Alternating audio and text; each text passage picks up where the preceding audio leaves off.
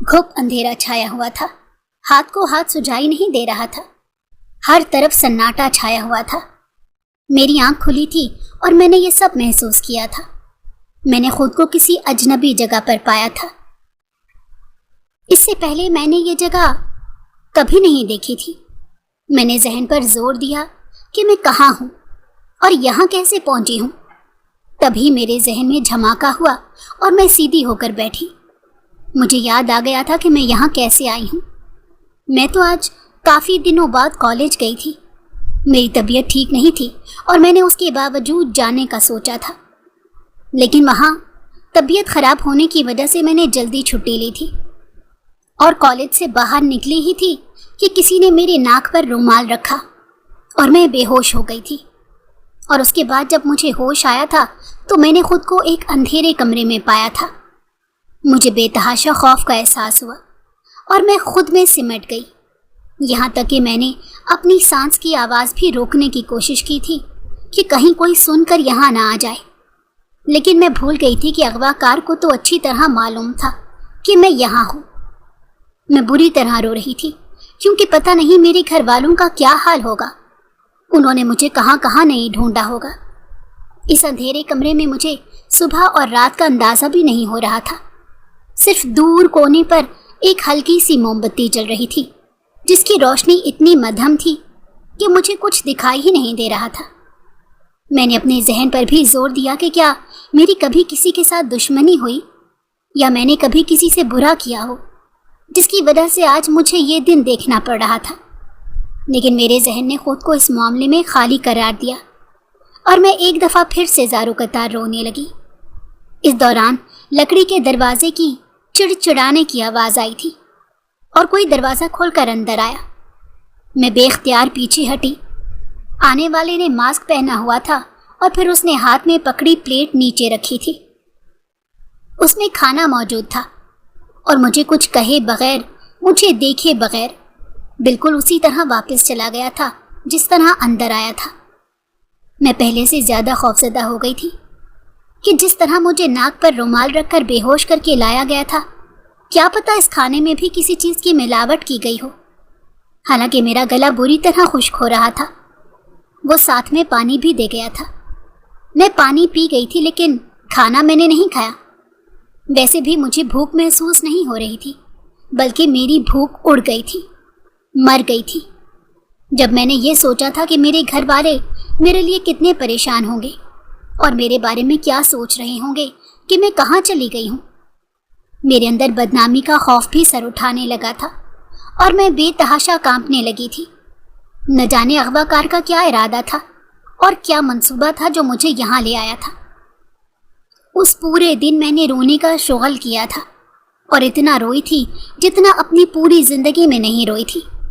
मेरे साथ वाकया ही ऐसा हो गया था कि मेरे अलावा कोई और लड़की भी होती तो वो इसी तरह रोते रोते पूरा दिन गुजार देती जिस तरह मैंने गुजारा था। मुझे वैसे भी अंधेरे से डर लगता था और अगवाकार ने मुझे अंधेरे कमरे में ही रखा हुआ था। न जाने वो कौन था जिसने मुझे अगवा किया था और इस तरह मुझसे बदला उतार रहा था। हालांकि मैंने जहन पर काफ़ी जोर दिया था, लेकिन मेरे जहन में कोई ऐसी याद नहीं उभर रही थी जिस पर मुझे याद पड़ता हो कि मैंने किसी के साथ कोई ज्यादती की थी या किसी के साथ कोई बुरा सलूक किया था। कि मेरी समझ में नहीं आ रहा था मेरे साथ ऐसा क्यों हुआ था। मेरी तो तबीयत वैसे ही ख़राब थी, अब तो ये सारी ज़िंदगी का रोना था। मैं अब रो रो कर भी थक चुकी थी। इसी दौरान काफ़ी घंटे गुजरने के बाद दोबारा दरवाज़ा खुला और वो शख्स अंदर आया। उसने मेरी तरफ देखा था क्योंकि खाने की प्लेट वैसे की वैसे रखी हुई थी। उसने वो प्लेट उठा ली और कुछ भी कहे बगैर दोबारा पलट गया। मुझे बाकायदा डर लग रहा था और मैं उस आदमी के आने से मोहतात हो जाती थी। न जाने वो कौन था, मैं नहीं जान सकी थी। मैंने उसके सामने आवाज़ भी नहीं निकाली कि कहीं वो गुस्से में आकर कुछ गलत ना कर बैठे। इसी डर से मैं खामोश रही। दरवाज़ा बंद हो गया और वो दोबारा चला गया था। अब मुझे पता नहीं था कि मैं यहाँ कितनी देर तक रहूँगी या कितने दिन तक वो मुझे यहाँ पर रखेगा। मेरे घर वाले मुझे ढूंढ भी पाएंगे या नहीं। ذہن میں بہت سے سوالات ابھر رہے تھے اور میں تھک چکی تھی۔ میرا ذہن اب بھی غنودگی میں جا رہا تھا اور میں یہی سوچ رہی تھی کہ میں کب یہاں سے نکل پاؤں گی، کیا کبھی وہ دن آئے گا بھی یا نہیں۔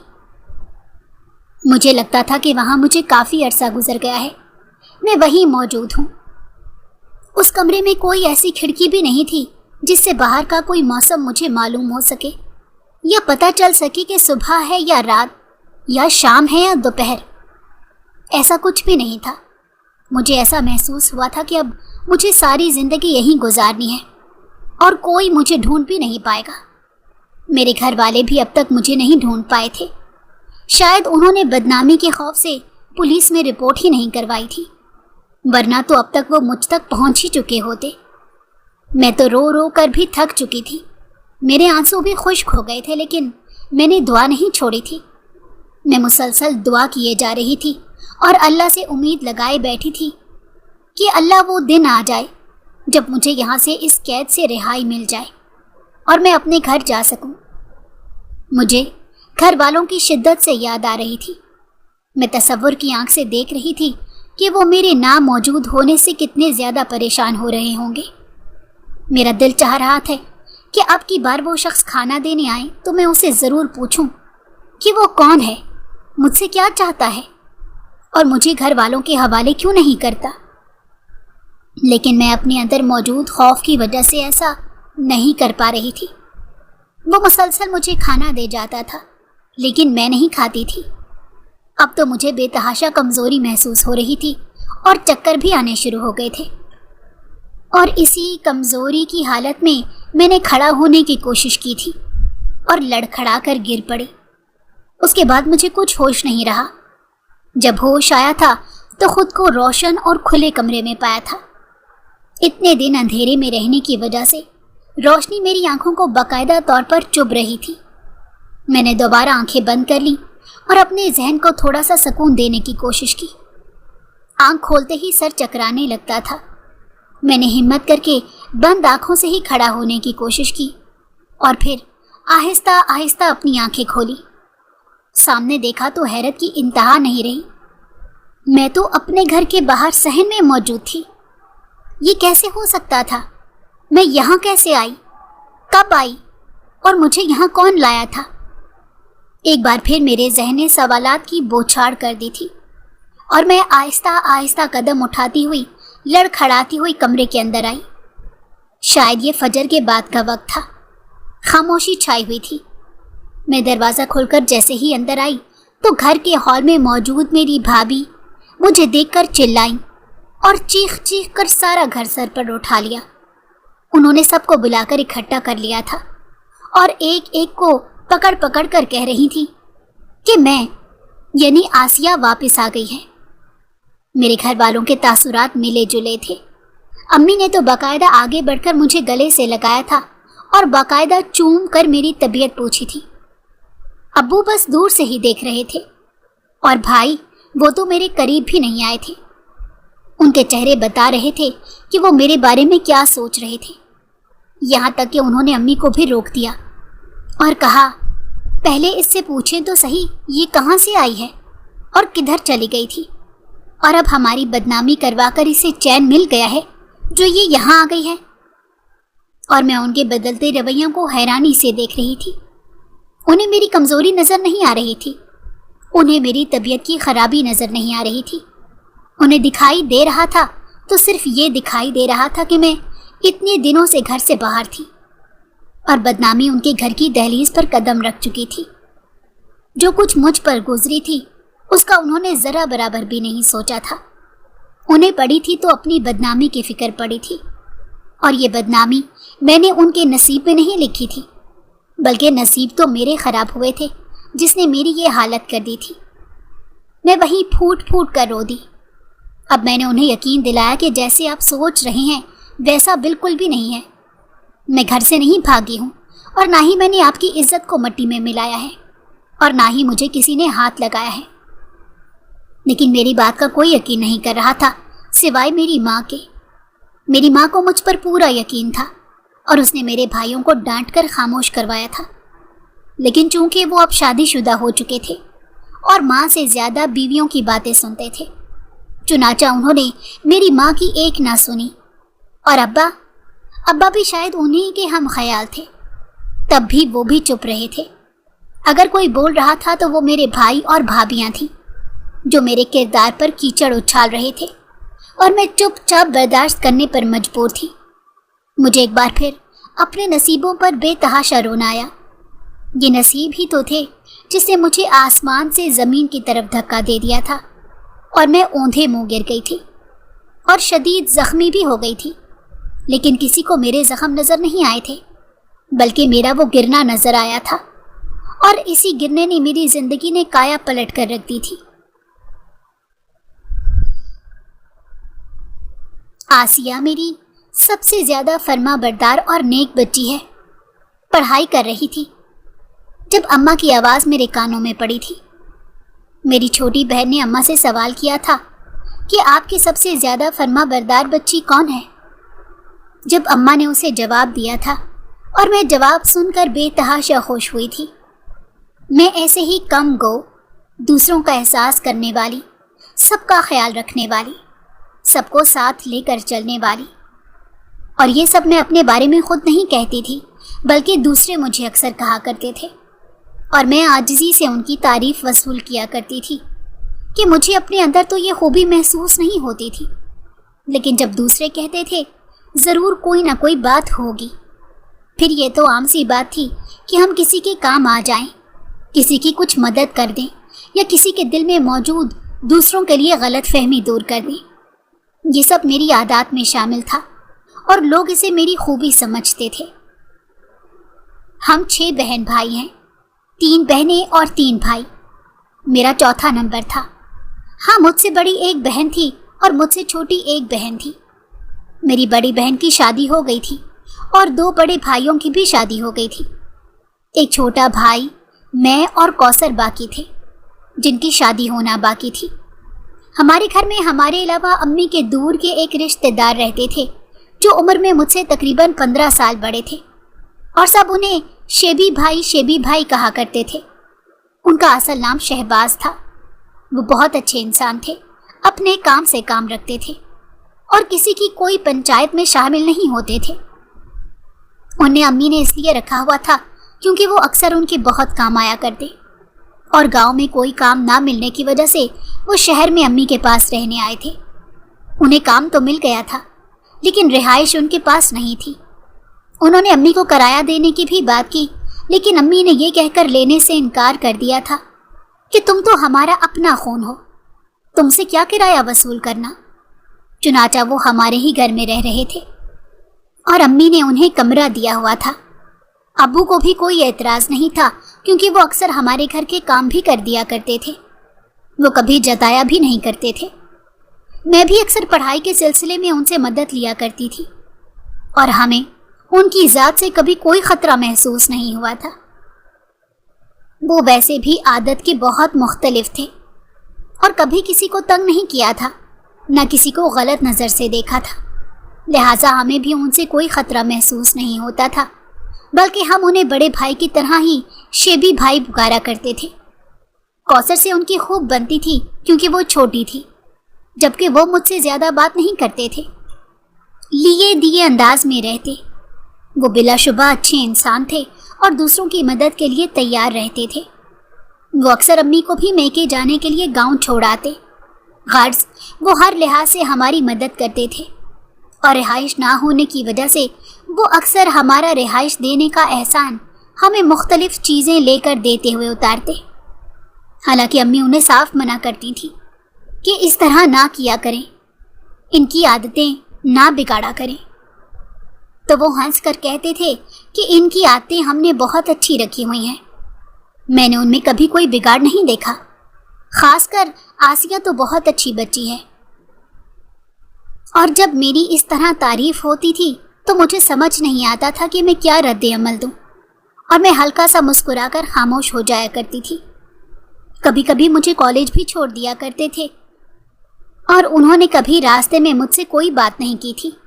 वो ज़्यादातर खामोश रहते थे, और अगर कभी किसी से बात करनी भी होती तो कौसर से कहलवा कर बात कर लिया करते। ان کی خوبیوں کی وجہ سے ہمارے گھر میں انہیں سب بے حد پسند کرتے تھے اور ان پر بے حد اعتبار بھی کرتے تھے۔ انہوں نے آج تک ہمارا اعتبار کبھی نہیں توڑا تھا، بلکہ ہمارا اعتبار ان کے لیے ہمیشہ بڑھا ہی تھا، کم نہیں ہوا تھا۔ میں اب گھر آ گئی تھی۔ اس اغواکار نے مجھے گھر تک چھوڑ دیا تھا، وہ بھی صبح سویرے یا شاید رات کو ہی، کیونکہ مجھے بے ہوش کر کے چھوڑا گیا تھا۔ چنانچہ مجھے پتہ نہیں چل سکا تھا کہ کس وقت مجھے گھر چھوڑا گیا۔ میری بھابھی نے مجھے دیکھ لیا تھا اور پورا گھر آسمان پر اٹھا لیا تھا۔ میں تو اس حالت میں نہیں تھی کہ 2 قدم بھی چل سکوں، اتنی زیادہ کمزوری ہو رہی تھی۔ سب نے آنکھیں پھیر لی تھی، ایسے میں مما ہی تھی جو میرا دھیان رکھ رہی تھی، لیکن ابو نے انہیں بھی میرا دھیان رکھنے سے منع کر دیا۔ بقول ان کے میں نے ان کی عزت کو خاک میں ملا دیا تھا، جبکہ میں نے انہیں اچھی طرح یقین دلایا تھا کہ میرے ساتھ کچھ بھی غلط نہیں ہوا، اور میں اس بات کی بھرپور گواہی دیتی ہوں کہ میری عزت جیسے پہلے محفوظ تھی ویسی ہی اب بھی محفوظ ہے۔ لیکن مجھے نہیں معلوم تھا کہ میرے گھر آتے ہی میری زندگی کے بدترین دن شروع ہو جائیں گے۔ میں صبح سے شام تک اپنے کمرے میں بخار میں پڑی رہتی، لیکن کوئی آ کر نہ پوچھتا۔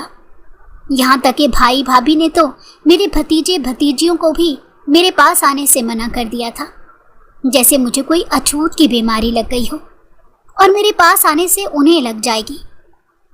مجھے سمجھ نہیں آ رہا تھا کہ مجھ سے ایسی کیا غلطی ہو گئی ہے، حالانکہ ظلم بھی میرے ساتھ ہوا تھا، اور پھر جب میں گھر آ گئی تھی تب بھی ان کا سلسلہ جاری رہا تھا، ختم نہیں ہوا تھا۔ میری بھابھی نے مجھے خاندان بھر میں بدنام کر دیا تھا کہ یہ تو گھر چھوڑ کر چلی گئی تھی، پھر دوبارہ گھر آ گئی۔ اس کی عاشق نے اسے استعمال کر کے گھر سے نکال دیا، چنانچہ یہ منہ اٹھا کر دوبارہ ہماری بدنامی کرنے کے لیے ہمارے گھر پر آ گئی۔ اس سے تو اچھا تھا کہ اس کی لاش ملی ہوتی۔ ہم ماتم تو منا لیتے، ہم تو اب ماتم بھی نہیں منا سکتے۔ اور ان کی باتیں سن کر مجھے لگا تھا کہ اب میں کبھی بھی اگلا سانس نہیں لے پاؤں گی، لیکن میری روح بھی ڈھیٹ تھی، وہ میرے جسم کا پیچھا چھوڑتی ہی نہیں تھی۔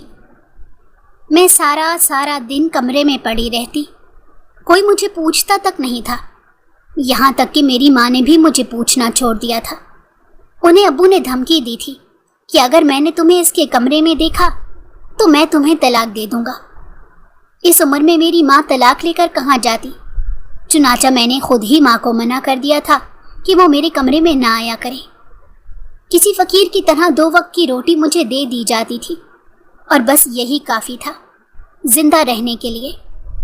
میں ان 3 دنوں میں ان کے لیے اتنی زیادہ غیر ہو گئی تھی کہ مجھے یقین نہیں ہوتا تھا کہ میں ان کے گھر میں پلی بڑی ہوں اور اسی گھر میں پیدا ہوئی ہوں، اور اسی گھر والوں کے ساتھ میں نے زندگی کے 20 سال گزار دیے ہیں۔ مجھے یقین نہیں آتا تھا کہ یہ وہی میرے گھر والے ہیں جو مجھے فرما بردار بیٹی ہونے کا لقب دیا کرتے تھے، اور اب انہوں نے مجھ سے ہر چیز چھین لی تھی، میری شناخت، میرا اعتبار، میری پہچان۔ کاش میں اس دن کالج ہی نہ جاتی، کاش میں اس دن گھر پر ہی رہتی، کاش مجھے وہ اغواکار اغوا نہ کرتا، کاش وہ مجھے گھر نہ چھوڑتا۔ میری زندگی میں بہت سے کاش تھے، اور ہر کاش میں میری آہ نکل جاتی تھی۔ انہوں نے مجھے ایک بیکار شے کی طرح چھوڑ دیا تھا، اور میں وہیں پڑی رہتی تھی۔ 2 وقت کا کھانا مل جاتا تھا، اور اس کے بعد میں اللہ کے حضور دعا مانگتی رہتی تھی کہ وہ میرے لیے کوئی راستہ کھول دے، اور میرے گھر والوں کا دل میرے لیے نرم کر دے، اور ان کے دل سے میرے لیے تمام نفرتیں مٹا دے۔ لیکن مجھے لگتا تھا کہ میری دعائیں بھی قبول نہیں ہو رہی۔ یوں 1 مہینہ گزر گیا، اور میرے پیپر بھی نکل گئے تھے۔ میں نے پڑھائی بھی چھوڑ دی تھی۔ میں نے جب پڑھنے کا کہا تھا اور کالج جانے کا کہا تھا، تب ابو نے مجھ پر پہلی بار ہاتھ اٹھایا تھا، اور اس کے بعد سے ہمیشہ کے لیے وہ میرے دل سے نکل گئے۔ میں نے چیخ چیخ کر ان سب کو بتایا تھا کہ میرا کسی سے کوئی تعلق نہیں تھا، اور نہ ہی میں کسی کے ساتھ بھاگی تھی، اور نہ ہی میں ان کی بدنامی کروا کر آئی تھی، بلکہ مجھے خود معلوم نہیں تھا کہ مجھ پر یہ قیامت ٹوٹ پڑے گی۔ میں نے ان سے کہا تھا کہ ایک دن میرا اللہ ضرور مجھے بے گناہ ثابت کرے گا، اور تب آپ لوگ اپنے کیے پر شرمندہ ہوں گے، اور تب میں آپ کو معاف نہیں کروں گی۔ बल्कि मैं हर एक का गिरेबान पकड़कर उनके एक एक रवैये का हिसाब लूंगी। अब मैं फूट फूट कर रो पड़ी थी। इस दौरान घर का सिर्फ एक ही शख्स था जो मेरे हक में गवाही देता था और मेरा साथ देता था, और वो अम्मी के वही कज़न थे जो गांव से उनके पास रहने के लिए आए थे और हमारे घर में रह रहे थे। तब मैं और ज़्यादा दुखी हो जाती थी कि अपने पराए हो गए थे और पराए अपने हो गए थे। सिर्फ शहबाज भाई वो वाहिद शख्स थे जो घर में मुझ पर पूरा भरोसा करते और अक्सर मेरी दिलजोई करते थे, लेकिन मैं उन्हें भी मना कर देती थी कि आप इस तरह मेरी दिलजोई ना किया करें, वरना कल को आप पर भी शक किया जाएगा, और वो खामोश हो जाते। उसके बाद से उन्होंने मेरा साथ देना छोड़ दिया था। वो खामोश ही रहते थे। भाभीियों की लंबी ज़बान को कोई नहीं रोक सकता था, यहाँ तक कि मेरे बहुत से रिश्ते भी आ चुके थे, लेकिन जैसे ही वो मेरी बात करते तो भाभी मेरा माजी खोल कर रख देती। ऐसा माजी जिसमें कोई बदकिरदारी नहीं थी, कोई अंधेरा नहीं था।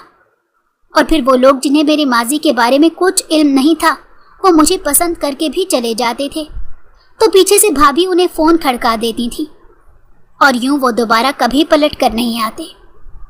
यूं ही 3 महीने गुजर गए और मैं अंगारों पर अपनी ज़िंदगी गुजार रही थी। इसी दौरान एक अधीड़ उम्र शख्स का मेरे लिए रिश्ता आया, और वो दिन मेरे लिए ज़िंदगी का बदतरीन दिन था। मेरे घर वालों ने मुझे बताए बगैर हाँ कर दी थी और मेरी शादी भी तय कर दी थी, और मुझे आकर सिर्फ इत्तला दी गई थी कि तुम्हारी शादी उस दिन तय कर दी गई है, और उन्होंने मुझे जोड़ा भी भीख में जैसे दिया था। मैंने उनकी मिन्नतें की थी कि यूं मेरी ज़िंदगी बर्बाद ना की जाए, लेकिन फिर अम्मी मेरे पास आईं और उन्होंने मुझे गले से लगाया और समझाया था कि अब मैं भी भाभीियों के रहमो करम हूँ। अब्बू तुम्हारे रिटायर हो चुके हैं और तुम्हारी ज़िंदगी का यही फ़ैसला मेरे नज़दीक बेहतरीन है कि तुम ब्याह कर उस अधीड़ उम्र शख्स के साथ इज्जत से रहो। यहाँ तुम्हें बिल्कुल बेइज्जत करके इन्होंने रख दिया है। मैं तुम्हारे होने वाले शौहर से मिली हुई हूँ और तुम भी उसे जानती हो। वो एक इंतहाई अच्छा शख्स है और उसने खुद मुझसे तुम्हारे रिश्ते की बात की है, और वो तुम्हारे माजी को भी जानता है। तुम जब अपने शौहर को देखोगी तो तुम खुश हो जाओगी, क्योंकि मुझे लगता है कि वो तुम्हारे सारे दर्द मिटा देगा। और हाँ, अगर तुमने इनकार कर दिया और ज़िद पर अड़ी रही और यहीं रुकी रही, तो ये लोग तुम्हारी ज़िंदगी को जहन्नुम तो बना चुके हैं, अब तुम्हें कब्र में पहुंचा कर दम लेंगे। ये कहकर अम्मी फूट फूट कर रो पड़ी थी, और फिर मुझे उन्हें तसल्ली देनी पड़ी थी, और मैंने उन्हें कह दिया कि मैं शादी करने के लिए राज़ी हो गई हूँ। जबकि अम्मी के आने से पहले मैंने सोचा था कि मैं ऐन निकाह वाले दिन मना कर दूंगी और काजी साहब से कह दूंगी कि ये लोग मेरी शादी ज़बरदस्ती करवा रहे हैं। मेरे अंदर भी एक बागी इंसान पैदा हो गया था, और वो हर चीज़ से बगावत करने के लिए मुझे उकसा रहा था। फिर वो दिन आ गया जब मैं रुखसत होकर एक दूसरे घर आ गई। मैं बिलक बिलक कर रो पड़ी थी, और घर की एक चीज़ में झलकती यादें मुझे रोक रही थी, लेकिन मैंने अपनी माँ की बात को पल्लू से बांध लिया था कि मैं दोबारा इस घर में लौट कर नहीं आऊँगी, और उन्होंने भी मुझे एक बोझ की तरह उतार फेंका। मैं अपने ससुराल आ गई थी। ससुराल क्या था, एक छोटा सा घर था 2 कमरों का, जिसमें मुझे नहीं लगता था कि मेरे शौहर के अलावा कोई और रहता होगा। मैं दुल्हन बनी बैठी उनका इंतज़ार कर रही थी। अचानक दरवाजे पर खटका हुआ। कोई दरवाजे का लॉक खोलकर अंदर आया था, और मैंने आने वाले की तरफ नज़र उठाकर देखा था। मैंने उस अधीड़ उम्र शख्स को देखने की जहमत भी नहीं की थी, और अब जब नज़र पड़ी थी तो मुझे हैरानी का शदीद झटका लगा। मेरे सामने कोई और नहीं, मेरे घर का ही एक फ़र्द खड़ा था, और मुझे पता ही नहीं चल सका। मेरे दिमाग में अम्मी की सारी बातें घूमने लगीं। उन्होंने मुझे कहा था कि वो शख्स हर लिहाज से मेरे लिए बेहतरीन है, और उसने खुद तुम्हारे लिए रिश्ता तलब किया है। और अब मुझे बात समझ आ गई थी कि वो शख्स कौन हो सकता था। वो शख्स कोई और नहीं बल्कि शेबी भाई ही थे, जो अब मेरे शौहर बन गए थे। यानी अम्मी के दूर के कज़न शहबाज भाई ने मुझसे शादी कर ली थी। वो मुझसे 15 साल बड़े थे, लेकिन उन्होंने मुझ पर रहम खाते हुए اور میرے حالات زندگی دیکھتے ہوئے مجھے اپنانے کا فیصلہ کر لیا تھا، اور یوں میں آسیہ شہباز بن گئی تھی۔ شہباز میرے پاس آئے، انہوں نے میرا گھونگھٹ اٹھایا اور اپنے ہاتھ میں میرا ہاتھ لیا اور کہا تھا کہ مجھے یقین نہیں آ رہا کہ تم میری زوجہ بن گئی ہو۔ ساتھ ہی انہوں نے 2 کنگن میرے ہاتھ میں پہنائے تھے اور کہا تھا کہ اب ہم اپنے اس چھوٹے سے آشیانے کو گھر بنائیں گے۔ میں نے تمہاری اماں کا گھر چھوڑ دیا ہے۔ میں نے ان 5-6 سالوں میں اتنا کما لیا تھا کہ اپنی فیملی شروع کر سکوں، اور تم سے زیادہ ڈیزرونگ مجھے اور کوئی نہیں لگا تھا۔ حالانکہ جب میں نے تم سے شادی کی بات کی تھی تو تمہارے ابو بہت زیادہ بگڑ گئے تھے۔ انہوں نے مجھ سے پہلی فرصت میں گھر سے نکل جانے کا کہا، لیکن تمہاری امی نے میرے آگے ہاتھ جوڑ دیے کہ میں دوبارہ رشتہ بھیجوں اور تم سے شادی کر لوں، اور میری دلی خواہش بھی یہی تھی۔ میں تم پر ہونے والے ظلم و ستم دیکھ کر بہت زیادہ پریشان رہتا تھا۔ اب تم یہ مت سمجھنا کہ میں نے تم پر ترس کھا کر یہ شادی کی ہے، بلکہ تم ہر لحاظ سے ایک اچھی بیوی ثابت ہوگی۔ تمہاری خوبیوں کا مجھے پہلے سے علم تھا۔ میں نے شہباز کی باتیں سنی تھی تو مجھے لگا تھا کہ شاید اللہ تعالیٰ کو مجھ پر رحم آ گیا ہے۔ انہوں نے شہباز کے روپ میں مجھے جو جیون ساتھی عطا کیا ہے وہ میرے تمام غموں کا مداوع کرے گا اور میرے تمام زخموں پر مرہم رکھے گا۔ لیکن میں نہیں جانتی تھی کہ ایک ایسا سچ بھی میرے سامنے آنے والا ہے جو مجھے بالکل توڑ کر رکھ دے گا، اور میں ایک بار پھر سے وہیں آ جاؤں گی جہاں میں اپنے گھر میں سسک کر زندگی گزار رہی تھی۔ شہباز بہت اچھے شوہر ثابت ہو رہے تھے۔ وہ میرا ہر طرح سے خیال رکھتے تھے۔ انہوں نے مجھے زندگی کے رنگوں سے روشناس کرایا تھا، جبکہ میری زندگی میں تو صرف سیاہ رنگ رہ گیا تھا۔ انہوں نے میری زندگی میں بہت سے رنگ بھرے اور میں بہت زیادہ خوش رہنے لگی، یہاں تک کہ اپنے گھر والوں کو بھی بھول رہی تھی۔ صرف اماں مجھے یاد تھی اور وہی مجھے یاد آتی رہتی تھی۔ اور ایک بار جب میرا جنم دن تھا تو شہباز نے مجھے ایک بہت اچھا سرپرائز دیا۔ وہ اماں کو میرے ساتھ ملوانے کے لیے لائے تھے، اور اماں مجھے یوں خوش اور خوبصورت ہوتا دیکھ کر بے تحاشا خوش ہوئی تھی۔ انہوں نے شہباز کی بلائیں لے لی تھی اور کہا تھا کہ مجھے معلوم تھا کہ شہباز ہی وہ واحد بندہ ہے جو تمہیں سنبھال سکتا ہے اور تمہارے دکھوں پر مرہم رکھ سکتا ہے۔ میں مسکرا دی۔ وہ ماں تھی، وہ اچھی طرح جانتی تھی کہ میرے لیے بہتر کیا ہو سکتا ہے۔ انہوں نے دن رات اللہ تعالیٰ سے دعائیں بھی کی تھیں۔ ان کی دعائیں رنگ لائیں تھیں، اور اللہ تعالیٰ نے میرے دکھوں کا مداوع شہباز کی صورت میں کر دیا تھا۔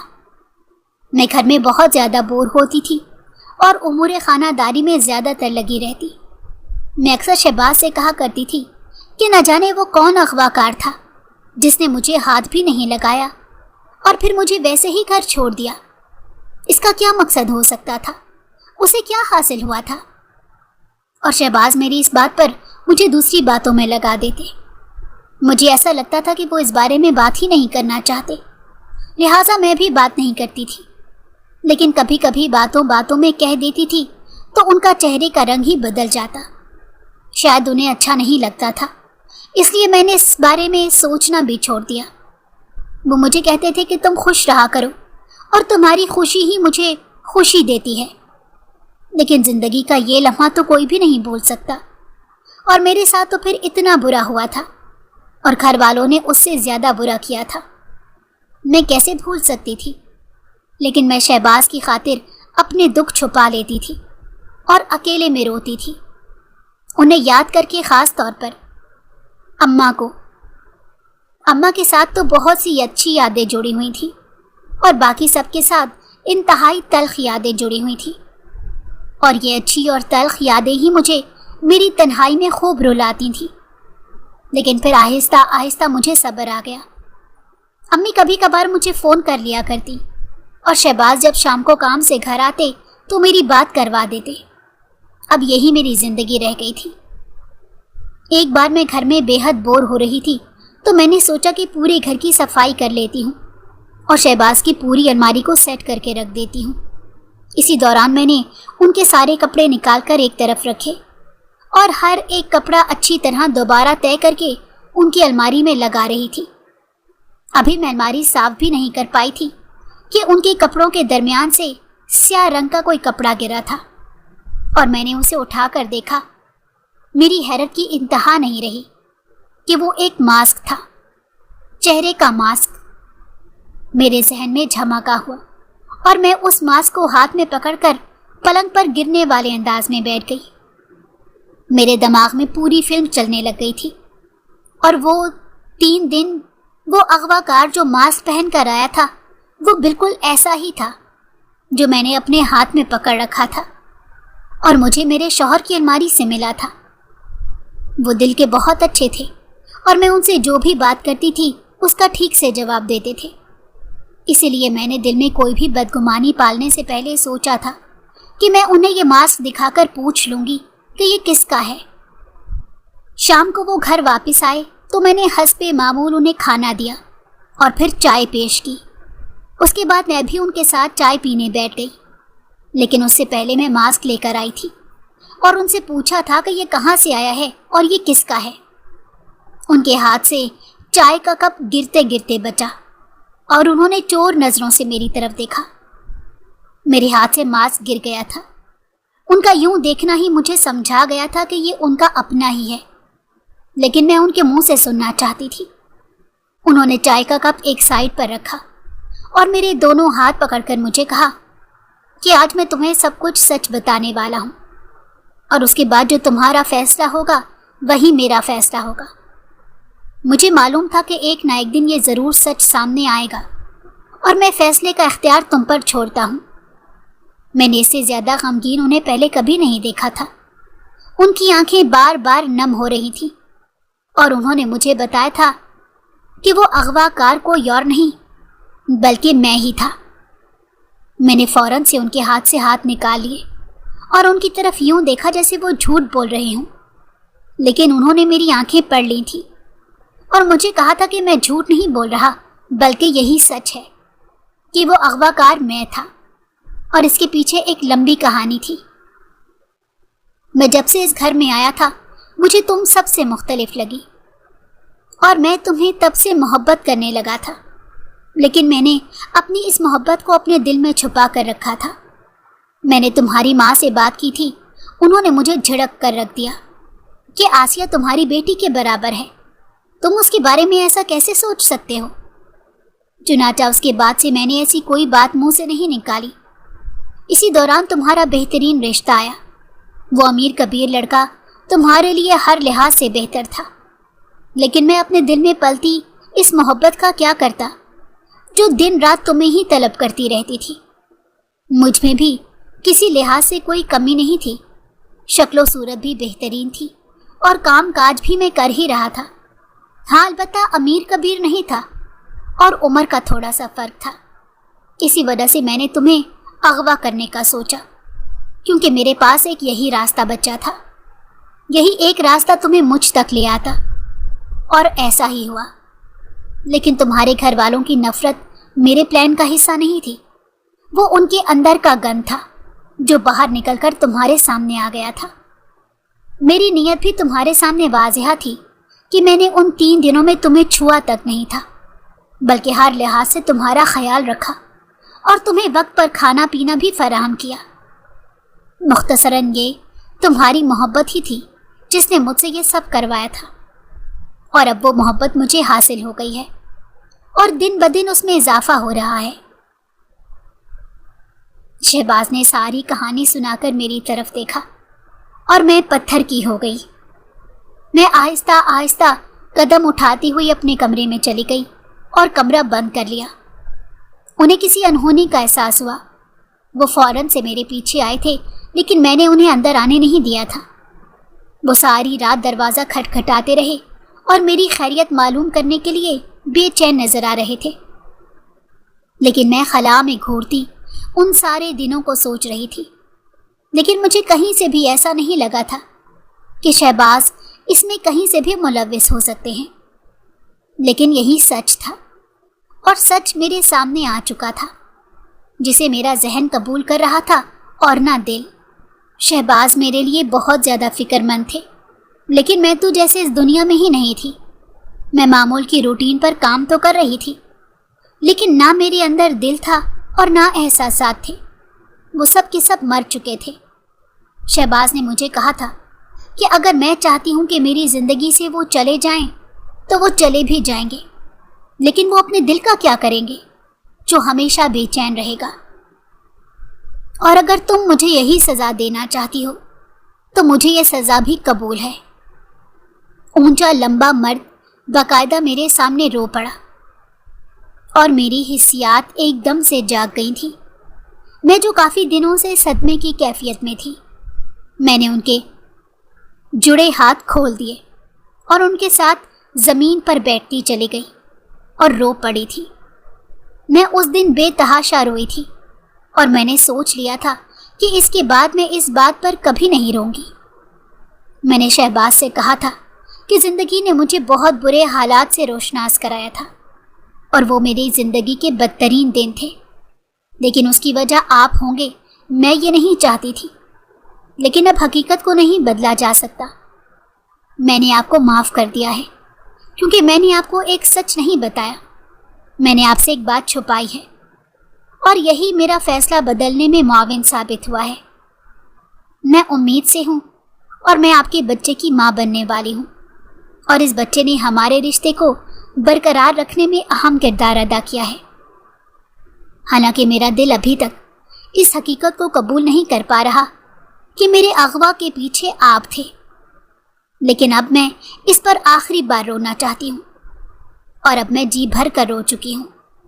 मुझे मालूम है कि आपकी नीयत गलत नहीं थी, लेकिन आपका तरीका बहुत गलत था और आपके तरीके ने मेरी पूरी ज़िंदगी बर्बाद कर दी। लेकिन फिर आपने ही मेरी ज़िंदगी संवारी और मुझे दोबारा से मोहब्बत जैसे लफ्ज़ से रोशनास करवाया और मैं आपका यह एहसान ज़िंदगी भर नहीं भूलूंगी। आप चाहते तो ये भी कर सकते थे कि मेरी बदनामी होने के बाद मुझे नहीं अपनाते, लेकिन आपकी मोहब्बत सच्ची थी, तभी आपने मेरी ज़िंदगी में दोबारा रंग भरे और मैं उन दिनों को नहीं भूल सकती जब मैं बदतरीन दिन गुजार रही थी।